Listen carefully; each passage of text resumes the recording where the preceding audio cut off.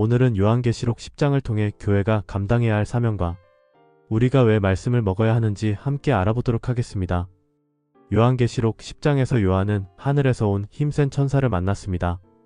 이 천사는 바다와 땅을 한 발씩 밟고 서 있었으며 손에는 작은 두루마리를 들고 있었습니다.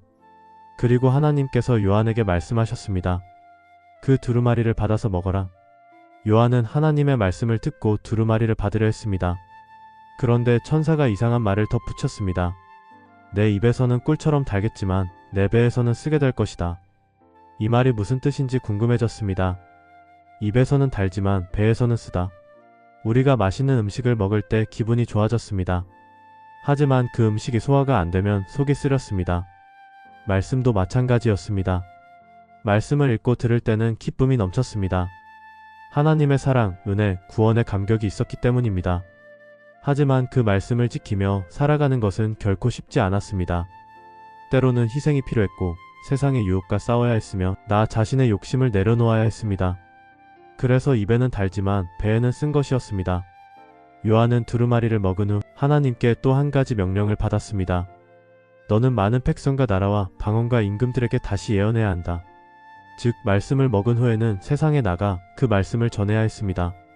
이것이 바로 교회의 사명이었습니다. 말씀을 먹지 않으면 세상에 전할 말이 없었습니다.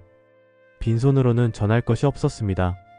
말씀을 먹었지만 전하지 않으면 하나님의 뜻을 수행하지 않는 것이었습니다. 말씀을 먹는 이유는 그것을 세상에 나누기 위해서였습니다. 요한계시록 10장 5절부터 7절에서 힘센 천사는 하나님께 맹세하며 이렇게 선언했습니다. 더 이상 지체하지 않겠다. 이 말은 무엇을 의미했을까요? 하나님께서 오래 참고 기다리셨지만 마지막 심판이 가까워지고 있다는 뜻이었습니다. 그렇다면 우리에게 시간이 많을까요? 아닙니다. 지금이 마지막 기회일 수 있었습니다. 하나님의 말씀을 듣고 먹고 세상에 전할 시간이 점점 줄어들고 있었습니다. 우리는 더 이상 미룰 수 없었습니다. 지금 당장 말씀을 붙잡아야 했습니다. 요한계시록 10장은 우리에게 중요한 메시지를 주었습니다. 첫째, 하나님의 말씀을 먹어야 했습니다. 말씀을 먹지 않고는 세상을 이길 수 없었습니다. 규칙적으로 맛있게 깊이 묵상하면서 말씀을 섭취해야 했습니다. 둘째, 그 말씀을 세상에 전해야 했습니다. 비록 고난이 따를지라도 하나님의 말씀을 세상에 증거하는 것이 교회의 사명이었습니다. 셋째, 순종하는 삶을 살아야 했습니다. 말씀을 아는 것에서 멈추는 것이 아니라 실제로 그 말씀에 따라 살아야 했습니다.